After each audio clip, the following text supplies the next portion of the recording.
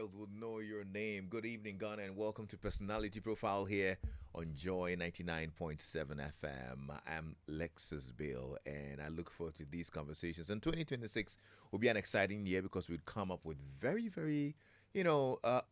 valuable conversations. Let me put it that way, because we want to create value for you every Thursday evening with our personalities who have lived, who have experiences and lessons to share to make sure our year is a better year. So welcome along and make sure you're stuck here and share with your friends and family that Personality Profile is live as well. We're live on Facebook, so you can actually go on there and check out the video, share it in your WhatsApp groups, share it on your Facebook pages and stuff like that, so more people can actually get to hear the amazing conversations that we'll be having here. Tonight, I've got one very great one for you. Yes, we've got a power woman in the studio. And we're shining the spotlight on her because her work sits at a powerful intersection between science, purpose, structure. You'll get to understand all that a bit later. She's a chemical engineer by training, a former Unilever Ghana manufacturing and supply chain professional. And today she's a social entrepreneur building African brands for global markets. But beyond the titles, beyond that, her journey began in a place many parents can relate to. Concern for her child. Yeah. When store-bought skincare products failed to suit her son's dry and sensitive skin, a simple recommendation from her mother became the spark that changed everything. Yeah, that moment opened her eyes to the power of African raw materials and set her on a path to formulate some gentle plant-based skincare solutions. And that journey led to the birth of Afcallo Ventures, a woman-owned enterprise focused on sustainable natural skincare and wellness with flagship brands, Flow Care Beauty and Flow Foods, brands that have since found their way onto shelves in the US, UK, Nigeria, Turkey, and onto stages at regional and global exhibitions. And her work really hasn't gone unnoticed because she's been recognized with multiple awards, including Beauty Startup of the Year, Discovery of the Year, Emerging Star in Agribusiness, and being named among the top 25 most innovative women entrepreneurs in Ghana. But truly, what caught my attention recently was a post that she shared on LinkedIn, a post that stopped me in my tracks. She wrote, "Most businesses don't struggle because of lack of ideas or effort. They struggle because they lack structure." And she went on to argue that, businesses that scale are not the loudest, but the most structured, and that 2026 will reward clarity, systems, and intentional growth. Yeah, not hustle. In a time when what I call hustle culture is glorified and burnout is worn like a badge of honor, that message felt both timely and necessary. Now, beyond building her own business, she now trains women, mentors young entrepreneurs, and supports startups with formulation, product development, scaling strategies, helping others avoid the very traps that she has learned to navigate. She's a wife, a mother of four, a mentor, a builder, and a firm believer that hard work without systems is not a strategy. Today, on Personality Profile, we're unpacking her journey, her philosophy on growth, and what it really takes to build businesses that last. Christabel Ofori, founder and CEO of Afcallo Ventures. Hello, Christabel. Hi, Lexis. So good to see you finally. How are you? Yes, I'm good. I'm so happy to well, have you on thank my show today because I'm super excited to see you in person. I like the swag. Oh, it is. Oh, don't let him know that I'm fully costumed. You guys need to go on Facebook and see how he's dressed. He's looking dapper. No, I had to dress for the occasion. Meeting Christabel, it's a big deal. Okay. No, but I need to talk about your hair and your whole outlook today. I mean, they need to go on Facebook and see you, like your skin, you're glowing and all of that. The whole natural look. Interesting. No, it's amazing. Good job. Thank you so much. Is that your stylist sitting over there? Because I see a gentleman sitting over there. That should be your stylist. That should be the power behind the performance. Stylist, comb, everything. And chauffeur for the evening. That's good. That's good. That's Yes. good. When I saw that post that you put up, it got me to follow a bit more of the stuff that you do, and I see how you put out videos and content to inspire a lot more people. For you, what is it? Is it a business strategy or is it just passion for mentorship? No, it's definitely not about business Mm. when it comes to the inspiration. It's more like impact. Okay. Okay. So I did a program called AWEC. AWEC is African Women Entrepreneurship Cooperative. Okay. Well, first of all, I've done so many programs since I decided to switch from corporate to entrepreneurship, and maybe we'll go more into details. But Yeah. AWEC really inspired me to give back. Right. So even last year, I was signed up as a community champion, what they call community champion. I was selected out of their mini alumni, and I was given a task to train at least 150 women for free Oh, wow. as a way of giving back, because I decided that I want to give back. And so they trained us, like training of trainers. Yes. And then as a way to give back, we have to train at least 150 women.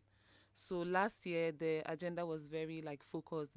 But even before then, I've always been like the type that I've done several programs where I act as a mentor to mentor other cohort members and Okay. stuff. So it's something I'm just really passionate about because of all the gaps I've seen, like Yeah. people in business have. Yeah. Yeah. Yes. No, I need to thank you actually for that post because it made me wrap up my 2025 on a good note, with a lot of reflections as well. And I'm sure a lot more business people were doing reflections around that time. But how was 2025 for you as a business person? What was the biggest lesson you learned in 2025?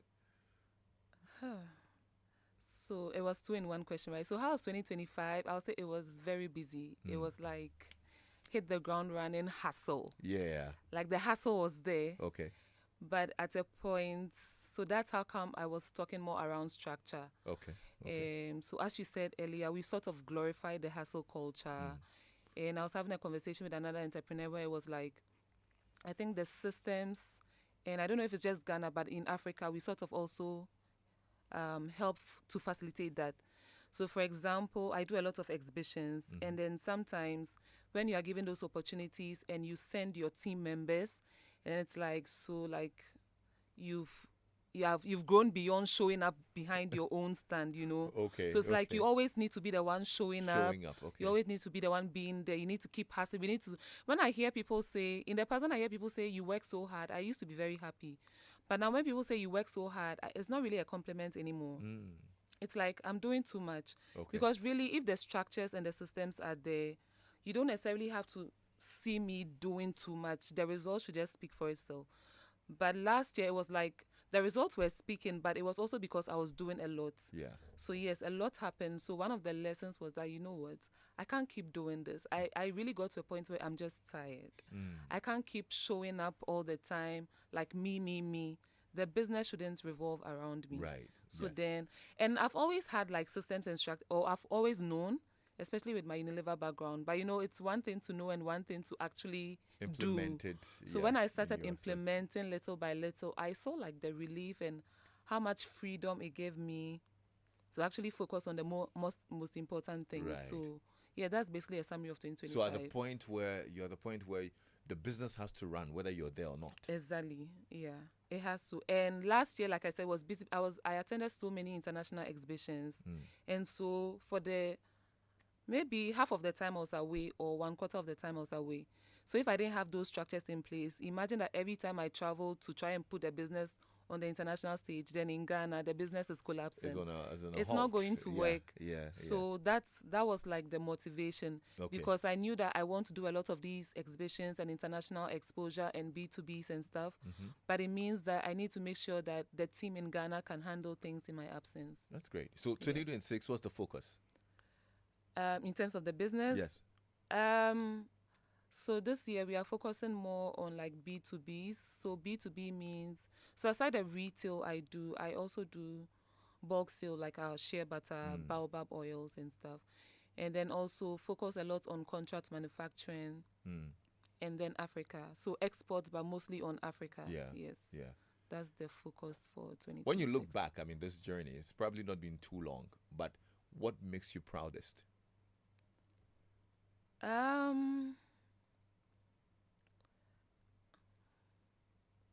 Having a team, because you start out as like a one-man business, so like being able to have a team I can rely on. Like I've employed people, and these are people who feel parts of a certain vision. So having a team I can rely on, and definitely getting my product on the global international market is something I'm very proud of.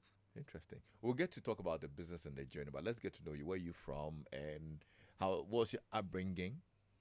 Like, So my hometown is Ejumaku Techiman in the central region, but I okay. grew up in Takoradi. So I'm a Tadi girl. Oh, yeah. I'm the eldest of 5 kids, 3 Okay. girls and 2 boys. So I'm the eldest and the first girl. Um, We're in the same WhatsApp group. the eldest or 5 kids. Eldest.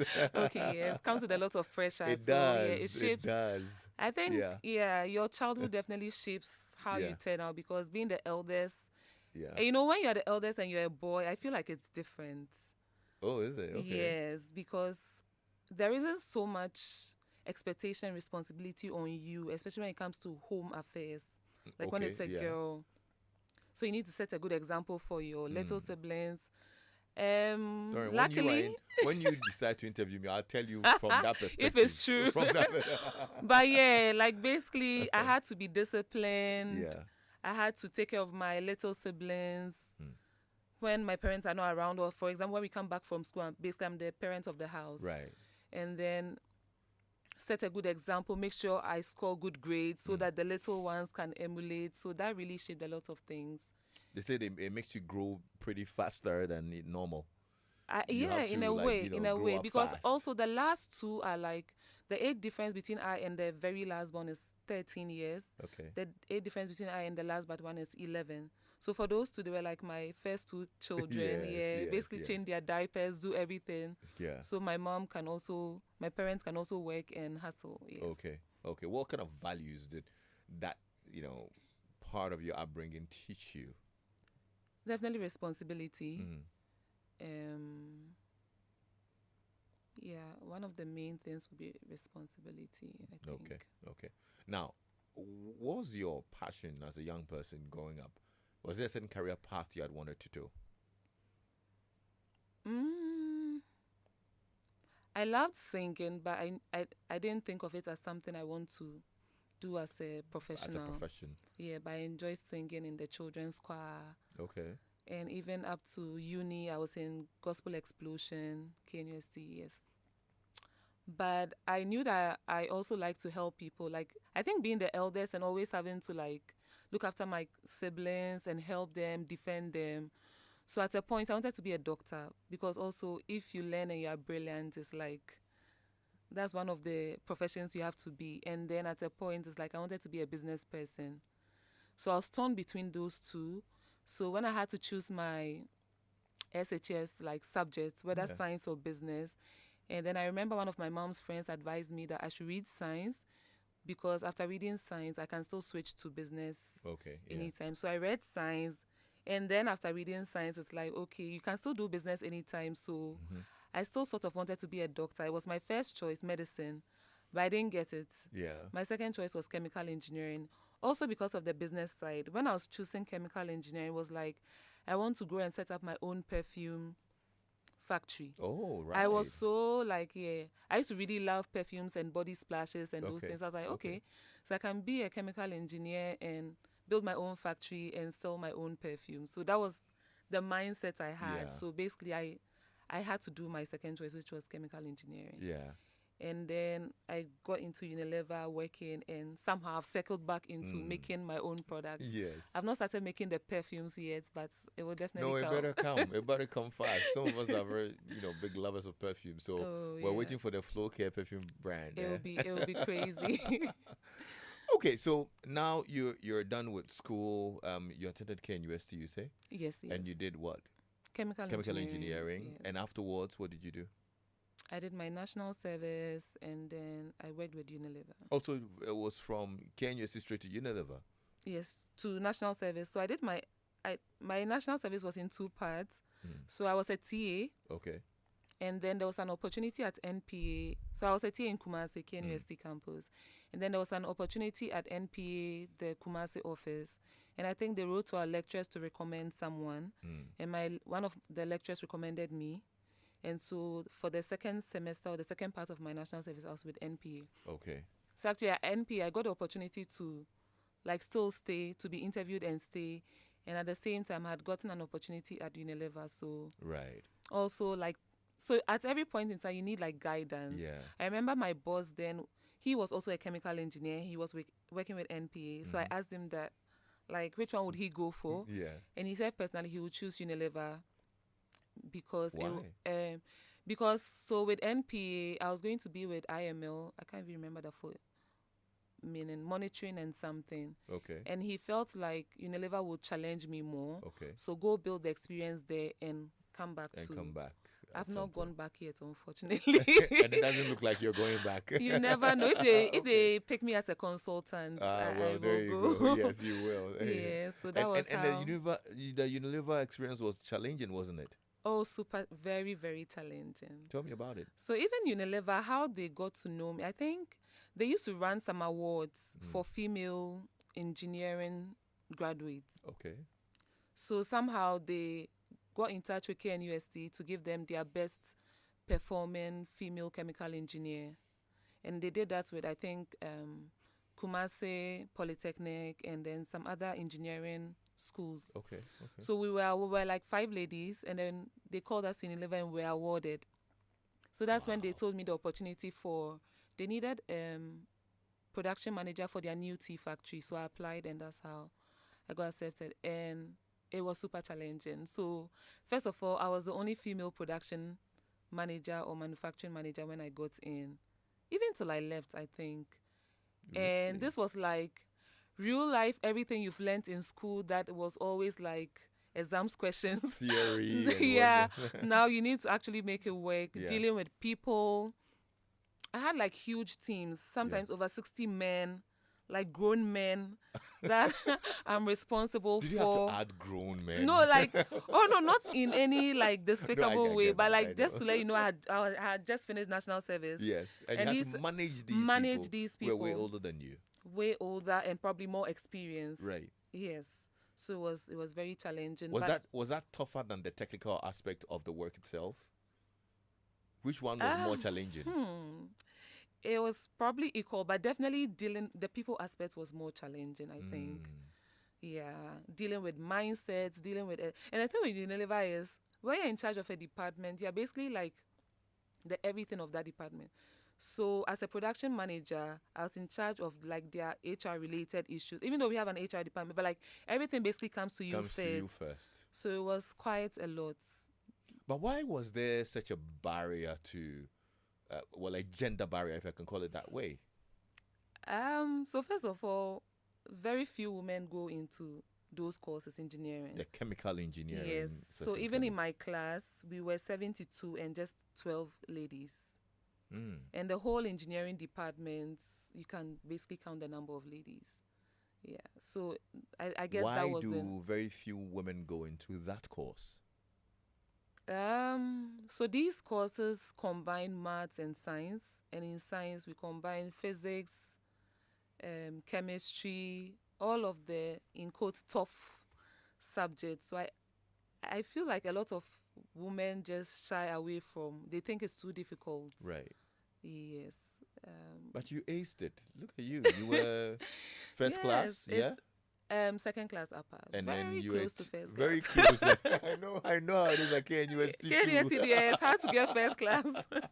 And you were a Yes. TA. Yes. You were best performing female and all of that. I mean, you should encourage the woman to get into it too. You know, I've thought about this before because usually at the JHS level, some of the brightest students are always the women, right?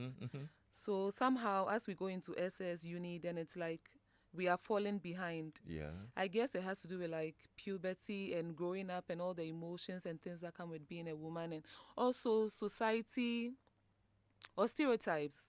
We always mostly see the men in the helmets. Like growing up, how many women do you see in helmets? So you feel like this is a thing for men. Or they say it's difficult. Even before I chose it, seriously, if it wasn't that my mom's friend who encouraged me, like engineering, yeah, it just felt like they say it's difficult. You've not even experienced it to know. Okay. But yeah, so sometimes the narration out there. So yeah, I think people like me need to do better and encourage women that it's not as difficult as Well, we it's good, think. you know. I'll make it one of my calling. That's good. That's good. You spent about 7 years at Unilever, Yes. manufacturing, supply chain. What did corporate life teach you that many entrepreneurs underestimate? Oh, I always praise or acknowledge my time at Unilever. It's really built me to be who I am. So first of all, my upbringing built me to be who I am, like the fear of God, discipline, responsibility. Wesley Girls High School, my high school also groomed me, discipline, KNUST. But Unilever really shaped me because Unilever is one of those corporate institutions that's very strict about like structure, hygiene, doing the right thing. They never want to be caught in the mess, like Yeah. everything in place. So it's really taught me a lot about doing things the right way. Like even as soon as I registered my business, I started, I went to FDA. Nobody told me that. Like most people will wait till FDA is chasing them. Yeah. Yeah. But for me, because of that sort of knowledge from Unilever, Compliance, yes, regulatory compliance. oh my Yeah. God, Unilever really taught me a lot about that. Also taught me about dealing with teams and people. Right. So I always say that I wish because most entrepreneurs just start and they are entrepreneurs. I wish most people will start from corporate. Like be under someone, learn from them, be mentored, be guided, Yeah. see how it is to work in a team. And then it really defines, like some of the things I didn't enjoy my bosses do to me. It's really shaped how I treat my team. Okay. And sometimes I feel like it makes me even too lenient because this is something I experienced and it was a bit toxic to me. So Yeah. I don't want my team to experience it. So it really shaped a lot for me. Let's be honest. What did corporate life not prepare you for when you started your own business? Revenue, how do I put it? Like earnings, maybe. Because in corporate, at the end of the month, your salary is Yeah. assured, Yeah. whether they made losses. So you don't see that side. I mean, we go for meetings and so we know that, okay, this month we probably didn't meet our target. Yeah. But somehow there's money Yeah. to be paid, to pay workers. So that, I guess I figured that whether we sell or not, somehow there will be money. So that was a bit tough. So imagine being at Unilever and used to a certain salary and Yeah. then you start your own business and the amount you can't even pay yourself. Yeah, that it didn't prepare me for that at all. I think that's one of the few things. And I'm sure at the time, was there a thought like, no, mate, I just made a very wrong move or something? Did that cross your mind? Yeah, I've never said I've made it wrong, but I'm always like who asked me?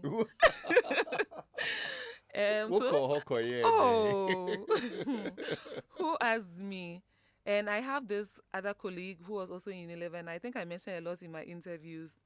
We sort of left Unilever around the same time. Okay. And so when the realities of entrepreneuring life hits at us, we call each other and like You compare notes. like really. So we wanted to do it.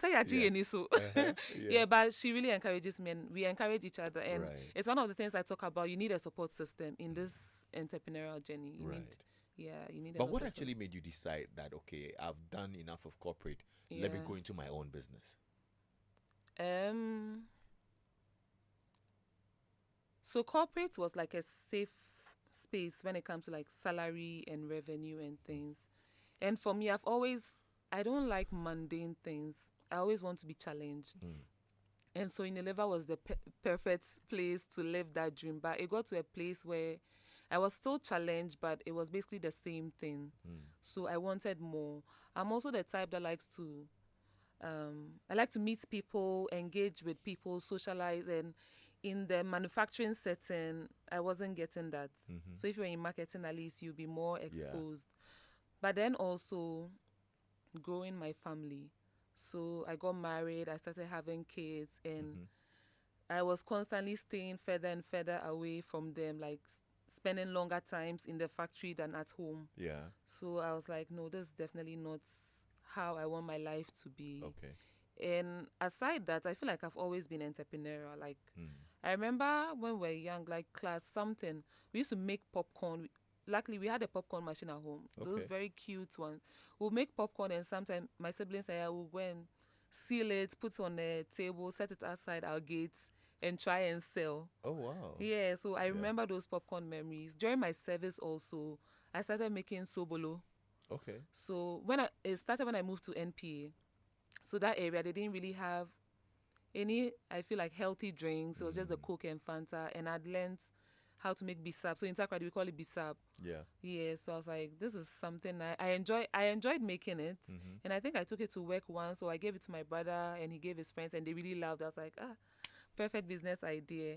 And even in school, yes, actually in school, I was selling cosmetics, Oh, I see. makeup. So I Wow. noticed that the Nigerians, no offense, but I had a lot of Nigerians in engineering in my class. Okay. They used to like a lot of like lip gloss, eyeshadow, Yeah. but then they had to go all the way to a doom, those Yeah. things. So I started selling. So I feel like I've always been entrepreneurial, but I never knew, or I didn't think I'll be doing it full time. Yeah. I've always known I would want to do it, but probably part time, Yeah. side hustle. Yeah. So the point where I decided to leave was like, now it's hard to combine both. And for me, if I'm doing anything, I have to do it to the best of my abilities. Unilever was super demanding, and starting a new business was demanding, and nurturing children was demanding. So it's like, some has to give. Yeah. And so I settled on, I want my kids and I want to build my business. And the kids actually inspired the choice of business as well. Of course, of course. Tell us about the story. So that's the story of Jeremy. So my first son is called Jeremy, Okay. and he had super dry skin and it was dry and sensitive. That was the issue. So sometimes, like at daycare, they'll recommend some things to try, and it looks like it's working, but it's harming him because the skin was also sensitive. And I had tried all these foreign brands and really popular brands. It wasn't working. So my mom was like, but have you tried shea butter? She didn't even say shea butter, in Kuto. Nkuto. Yeah. And this was like 2016, 2017-ish. And at that time, Nkuto was not this fancy. Yeah. Like Nkuto, like all the Nkuto I see on the streets, they've made it into balls and it doesn't look really interesting. So it didn't sound exciting, but I was like, I've reached my limits. So let me just give it a try. Let me just give it a shot. Yeah. And so what really inspired the business was, it wasn't just about the Nkuto, but accessibility. Because the day I decided to go to the market to buy Nkuto, I didn't know where to get it. Because most of the time they hawk it. Yeah. So it's like, they come and pass here, stand here, wait here. So like for 15 minutes, you are just waiting for an Nkuto seller to pass. And then they come and pass and it's open. Yeah. Some look dirty, dusty, whitish. It didn't look appealing. So I eventually got some that looked appealing enough for me to want to try on my baby. But when it did work, I was like, this is amazing. This works one. And I was getting compliments from his daycare teachers and even from church. Okay. Like his skin has changed. And this was just a natural raw. This was just a raw shea butter. The only thing I did was, it was so hard that I beat it with my egg beater. Okay. That was it. So this was like nothing added. So I was like, if just the raw shea butter is like this powerful, and I've been going around and I remember even hospitals, they gave us some things to use on the skin. Nobody recommended Nkuto. So like, there's a gap. This is available and should be easily accessible. Why is no one talking about it? So I sort of wanted to bridge that gap, but also the entrepreneurial side and business side where it's like, okay, this can fetch me money if I also sell it. And that was it. And I also remember that I have an auntie who lives in the UK. Every single time she comes to Ghana and she's going back, she's going with coconut oil. She said for skin is good. And look at the scent of coconut. I was like, how? So when this whole issue came up, I was like, okay, so there's coconut oil, there's shea butter. What else do we have? Yeah. And basically that's how the journey started. I started researching. Now I have a diploma in natural skincare formulation. I have a certificate in anti-aging skincare, and everything is related to using natural resources. Right. Yeah. Wow. No, this is a very inspiring story. And scientifically, what did it click for you? Because then now you're coming back to your chemical engineering background as well. Exactly. What did you have to? Did you have to do some research and maybe probably adapt the shea butter to some formula or what? So initially, the research was more around the benefits and what can combine with what. Because with chemistry background, we know that certain chemicals don't react well together or give very bad byproducts. Yes, so the initial reaction was, what are the benefits of different raw materials and can they actually combine well with each other? And then also the thing about the shea butter is too hard or the coconut oil has such a strong smell. So what can we do to make it better? So those were some of the initial What was ideas the I had. challenge initially when you started? The biggest challenge? Getting um hmm, one or two. Okay. So getting shops. It wasn't even people. So like whenever I took the product around for people to sample, they would sample and then they love it. So they would buy. But this means selling one. That's not sustainable. Like that cannot scale or grow your business. Yeah. So I try to go to shops and it's like, we don't know you. We don't know your brand. Yeah. People prefer the foreign brand. So that's one of the first like rejection and challenges. Like, do you know what I've made? Like, this is an amazing. They don't even want to try it. It's just like, we don't know your brand. Yes. Do you have FDA? Yes, but we don't know you. So that was really disheartening. But I just kept like trying, and then I decided to try social media too. And Okay. I think that was the catalyst. I see. You know, I asked that question because from Unilever, you had a specific role. But when you now jump to become an entrepreneur, you literally have to Yeah, know, everything. know about everything. Everything. This time, it's not just your knowledge in chemical engineering. You need to understand marketing. You need to understand branding. You know, Actually. Tell me about that. It was crazy, yes. So like, yes, my specialty is production, process, manufacturing. Yeah. So when it comes to product development, don't go there. That's why I knew I had an amazing product. Now, how do you get people to accept it? That was the issue. So for me, one of the main first things I did when I resigned from Unilever was to sign up for an incubator program Okay. because I knew my limitations. But this is like, now it's do or die because I've resigned. This is my only source of income, so we need to make it work. So since then I've done maybe more than 10 programs, each of them targeted at building different aspects of an entrepreneur. Okay. So the A work I mentioned was one of the first ones. One of the very first ones I did was even done by AU. It's called AU NEPAD. The African Development Agency. Yes. Auda So NEPAD. they took Auda NEPAD, exactly. They yeah. took us to Togo for like 4 days. So that was like my first exposure to, we had to talk about pitching and business Yeah. model canvas, and it was like, oh my god, I have to do all this just to sell. Yeah. So like that was the really first enlightening thing. Then I did the AWEC. I've done Orange Corners. There's Academy of Women Entrepreneurs by the US Embassy. I've done that. So it's acknowledging. So for whoever you are as an entrepreneur, there's like there's something you have. You have a strong side.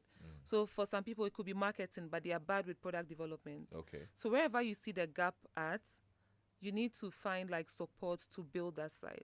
So for all of these programs, my main focus was, how do I market my product well? How do I sell it well? I remember that initially I used to focus on, so I think that, okay, yes, so a few other Ghanaian brands are also selling shea butter, but they were super expensive. So initially my sales message was like, we are affordable. Okay. But through the program, it's like you cannot build a brand around affordability. So what if another brand pops up and now they sell less than you? Doesn't mean you're out of business. So they taught me to like focus on like people's pain points and what really differentiates me and what is so innovative about mine. So basically that's how it was. So like once I knew where my shortfall was, I did programs that will help me build on that. I've even done a digital marketing. I did a digital marketing because I have a certificate in digital marketing, because like you need to market before people will know who you are. Yeah. Yes. I like what you said about it's do or die. It's like there's nothing to fall back on. Yes. So yeah, sometimes when you are building a business, it stays as a side hustle for too long. You relax too much. Yeah. But once I left, it's like we need to make it work. There's no way out. No, I like that. And today, flow care beauty products are sold in the US, the UK, Nigeria, Turkey, right? Yes. Absolutely. So, what was the hardest part of making that leap from local production to international markets as well? I think one of the lessons I still learned from corporate was right from the beginning, I knew that I want to go international. Because I was really motivated by how Unilever started. It was started by two brothers, the Lever brothers. So it's like they started small and look at where Unilever is now. So it was one of like my targets or aspirations. Okay. So right from the beginning, I knew I wanted to go international. That's why right from the beginning, I'm doing my FDA. I'm trying to see how to market. Right from the beginning, my first product I sold still had labels, even though I created my own labels, so it wasn't that fancy. But I didn't start with, it's just in any regular container or so. Yes, right from the beginning, I knew I wanted to go international. So it shaped Yeah. how I even market the product, where I market it, who my target audience Yeah. is. Yes. In your LinkedIn post, you talked about how businesses suffer or struggle not because of lack of effort, but lack of structure. So, by structure, what do you mean? By In the most structure, practical way. okay. So structure. So just yesterday or the day before, I actually made a video on structures and systems, I think. So structure is just putting things in place that are routine enough or that outline processes that you have to follow to do the work. So that anybody coming into your organization, anybody you hire knows that this is how we do things. So just putting I'm still going to use the same words, but more like procedures. Okay. You outline procedures. You outline that to even receive a phone call, this is how we do it. Right. To make a batch of this is how we do it. And there should be consequences for not doing it. Okay. Basically, that's structure and system. Right. And structure also means that there are defined departments and roles. You know, sometimes you're trying to hire, you don't have money, and you're trying to combine. Sometimes you hire someone and it's like they handle production, finance, and marketing. That's not really structure. You think you're saving money, so you've combined too many things. But structure is finance does this, marketing does this, supply chain does this. Okay. Defining what Yeah. everybody does. Yes. You know, earlier we were talking about hustle culture. And I feel that in Ghana, it's often celebrated, especially amongst, young women. It's, yeah, very much. I don't know whether you will agree, but why do you think we've romanticized overworking? I really don't know why, but yes, that's what has happened. I guess I really don't know why. I've tried to know why, and for me, entering 2026, I just knew that I'm done with the hustle culture. So would you say you found yourself in that at some point? Yes, and I've been my team now. They call me soft life. I think soft life. At any time they bring something up that I don't feels like hustle, I tell them this year we are doing soft life because I really don't know why we've romanticized. But like I said, it's the way the system is. You need to show up for people to know you are doing the work. Unfortunately, it's like once you don't show up. I think also because there are a lot of people also who are lazy but are using crooked ways to make it in life. Okay. People want to prove that I got mine the genuine way or the legal way. So you need to see, like when you see me in my car, I should have also shown the behind the scene where I was like sweating and almost Sweating it dying so that it justifies. So Okay. it's like we are trying to justify that I'm not part of this group of people. Okay. And so we've over romanticized, which is really bad. And we really need to stop. And also, it's also happening because a lot of people don't have the structures and systems in place. Okay. They basically have to show up all the time. But if you have, like, there are very few things that now get to me before my team have to pass every decision making through me. Like, I need to order for this. Should I go ahead? But we've built the system and the procedure side that they know that for things up to this level, I'm in charge of it. These are the resources available. It doesn't need to get to Christabel. I can write it in my report and then she'll read it. So when you don't have those systems in place and your structure or your business is such that everything has come through you, you will burn out. Yeah. And it's not like you've intentionally decided to hustle, but unfortunately you have to hustle. Yeah. Yes. I mean, for a business owner who's listening right now thinking, look, I work every day, but nothing is Nothing growing. to show. It's What crazy. would you tell them? What's your immediate diagnosis? You need to pause. You need to pause and just take a look back. So,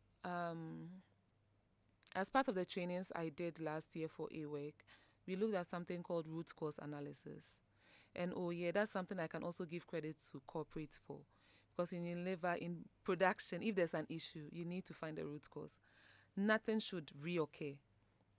Yes, so root cause analysis, you need to just sit back. So we are so busy firefighting all the time. And I used to do that myself. Like, there's an issue. This is probably what caused it. Then we fix it. Then we move. You don't deep dive that. Is that really the true root cause? There's something called why analysis. You need to ask why 5 times so you get to the actual root cause of the issue. But sometimes, okay, so a team member is misbehaving. They are probably not well brought up. Then that's to you, that's the root cause. And then you move on. Don't do that again. But the root cause is there. Maybe you don't portray yourself as someone that should be respected. You tell them to come to work on time, but you don't show up on time yourself. So there's an actual root cause that you've not deep dived into yet. So not to digress, but for someone who feels like they're working so hard but things are not happening, you need to pause and do like a root cause analysis of what is not going right and decide what needs to be done. It takes time. Sometimes you feel like sometimes you have to take a whole day to think through this. But we feel like we have to keep moving all the time. Yes, but you need to pause sometimes. And you can have one day where you didn't actually, maybe your production produce anything. But that day you were able to deep dive to find that the reason this machine is breaking down all the time is that it needs to be oiled once monthly. But we don't have any schedule in place to know that the last time I oiled was 4 weeks ago. You are basically depending on memory. This thing, have I oiled it? I've probably oiled it. Then no, you haven't, and then it breaks down. Right. So first pause, do a deep dive, do the why analysis. You can go online and look at what why analysis means and try and do it on what the issue. And you will find that you are probably going around in circles but not tackling the root cause, and that's why you are not growing. Amazing stuff. Christabel Ofori, CEO and founder of Afcallo Ventures, here on Personality Profile. On Joy 99.7 FM. If you're listening to us on radio, you can send us a message on WhatsApp 055-1111-997. Or if you're on Facebook as well, watching us, you can put your comment in there. We'd read it. Demario Gasu on Facebook says, "Good evening, Lexis. Please tell her she's so exceptional." Oh, that's so nice. Thank you. Along the journey, I mean, now you're a 4-part woman, if I can put it that way. Motherhood, entrepreneur, chemical engineer, Trainer, wife. In fact, it's more than that. Trainer, and all of that. Tell me, which version of yourself has been the hardest to grow? To grow, I would say motherhood. Yes. Also, motherhood has tested in me in so many ways. So maybe it's the hardest version of myself, if I understand the question. So mom of 4, 3 boys and a girl. And that doubles as like 20. Mom of 20. So growing my business, deal with that, come home. I have to make time for the family. Sometimes I'm really hard on myself. I feel like when you want to make time to build the business, you are sort of neglecting the kids. When you focus on the kids, it's like your business is also suffering. So motherhood has been the hardest part, and I'm still learning all the time. So it's the part where it's like you've never figured it out. Because let's say for the business, now I've sort of figured some things out. And the amazing thing is now some of the things I've been able to figure out in business, I'm actually applying it to motherhood, and it's working. Hey, like what? I'm wondering what business you are doing with your children. It's not easy. Like the structures, so for example, in my business now I use AI, right? Right. To help with operations, to help with marketing. And then I was like, how can I engage these kids? They have too much energy. They have too much energy. So I'll use... Don't tell me you introduced the AI motherhood. Oh, I tell you, AI, it works. And I've mentioned in some places, and people started using it's giving results. Well, share with us, because I'm sure there are a lot of mothers who are listening who are wondering, okay, how can we AI can get help AI to make our lives better? So, for example, number 1, bedtime stories. Okay. So, in trying to make time for the kids and be there for them, I need to tell them bedtime stories. Okay. It gets to a point where it's like the stories are finished.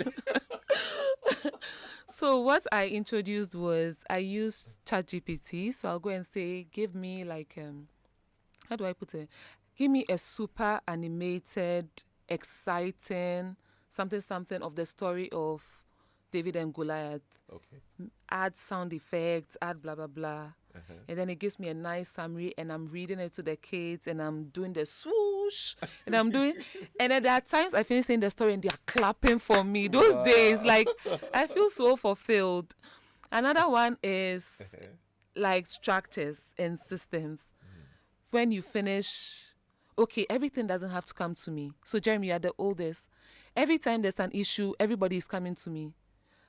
Deal with it first before you come and report to me. Okay. So like, he knows that it's not, if I go and tell mommy issue, I'll give you some eye, bombastic side eye. Bombastic side So eye. I've sort like of that. ingrained in him that there are some things you have to be able to deal with it at your level. Okay.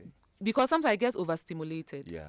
Yeah. Yeah, so some of these things, and then value. So I've learned to value time more than money. And I'm using it at home too. So, for example, in running your business, especially people who are new in business who need to hire, like you've grown to a point where you need to hire someone to help. But you feel like, hey, how much do I make? I'm going to pay somebody else. I'd rather do it. Then you spend so much time doing things somebody could have done that will free you time to do more like strategic thinking that will fetch you probably more money. So that I have to do grocery shopping sometimes. Like, if I use this grocery, people, they'll charge me this. I'd rather go to a shaman market. I spend like 3 hours there just to save sometimes maybe 100 cedis, which is good. Depending on which level you are at, it's good. But at this point in my life and in my business, 3 hours can fetch me more than 100 cedis. So am I sacrificing 100 cedis for 3 hours that could have done something for me? Okay. And I learned this in business, and I'm using it at home as well. All right, guys. I'm writing the notes now. If you haven't written it down, let me just help you. Point number 1, AI ChatGPT bed stories. Bedtime stories. That works. I've had like 3 women who are like, it's working. Yeah. And you know, they have to earn it. Like the day I come home and you stress me, no bedtime story for you. Oh, wow. And they go to bed and they are grumpy like, today no bed. Because it's exciting. Listen, ChatGPT can give you like, whoosh. And then it's like, whoom. And I do all of those like sound effects. So they know they have to end it. The day you make me angry, no bedtime story. Oh man, this is quite interesting. You've just given a lot of parents who are listening a hack. Yes. I have a lot of hacks with 3 boys and a girl. see me for more hacks. I think we should have another episode of this conversation about motherhood. Yeah, so that you and wifehood. And wifehood. Hey, because the firstborn is the husband. Sometimes they can test you more than the boys. Well, I think that's a topic we needed to actually tackle. Even though I'm sure he will not be happy with me if we start releasing the keys. But look, I'm so excited that we got to have this conversation with you. It's been really, really engaging. Lots of messages are coming through. I just got one from Chingy. Maribel, if you can go back to Chingy's message. Yeah. Good evening, Lexis Bill. I'm so proud of my cousin Christabel, Nanama, aka CCB. A girl to be. Oh, wow, that's a cool. All right, so there are more messages here as well. Lexis, tell her we're learning so much from her this evening. I personally admire her pause to reflect briefly on your questions before answering. I didn't even Kudos realize. to her. Yeah. Grace Ajololo on Facebook. The future is bright for Ghana. She's awesome. And this one says, you're so amazing. A role model for my daughter. However, my daughter is a Down syndrome child for which I may need support. If you could help me as such. Okay, thank you. Kwabena from Shukura, right? Is that it? Okay, yeah, Kwabena, thank you. Thank you so much for your message. But look, I think that it's been totally amazing spending time with you. And I'm so happy that we got to have this conversation. Kudos to you. I see these very lovely. These are the Flow Care Beauty products. What do you have here? That's the honey. So that's infused honey with ginger. Are you serious? Cloves and hibiscus. You can use the microphone. Oh, okay, so this has cloves and hibiscus. It's ginger, but with a twist. So it's like honey to eat. Yeah, So this is but- the Flow Foods brand, but with a twist. So Wow. in business, it's not enough to just buy and sell or to Yeah. just sell. Creativity, value, Add some innovation is value to yes. it. Wow. And this is Flow Care Beauty gift box. Okay. So if you had to gift someone product, so Yeah. it's like choose a range of our products. Yeah. Okay. Perfect for gifting or for yourself, for Yeah. all your self-care needs. This is great. Yes. I'm so happy that you came by. And guys, you need to check out Flow Care on Instagram and Facebook. Is that it? Yes. Yeah. Yes. What's the name of the handle so that they can look it up? So it's just Flow Care Beauty. FLOCARE Okay. Beauty. BEAUTY. And that's our CEO, Christabel Ofori. Christabel, thank you so much. Thank you, Grateful. Lexis. And thank you to Mr. Ofori. Mr. Darko. Mr. Dakun. Okay, Mr. Dakun. Thank you so much for the support as well. God bless you. Thank And, you. I totally enjoyed. We will visit conversation. your shop as well. Yes, Yeah? please come. And All let's have the second session on motherhood, And and wifehood. wifehood. Then you tell me about the AI wifehood. I've not cracked the code there yet, but I will. I'm Lexis Bill. It's been great spending time with you. Uncle Ken is around and he's going to be on your radio very shortly. Enjoy your evening. Thanks for spending time with us on Personality Profile.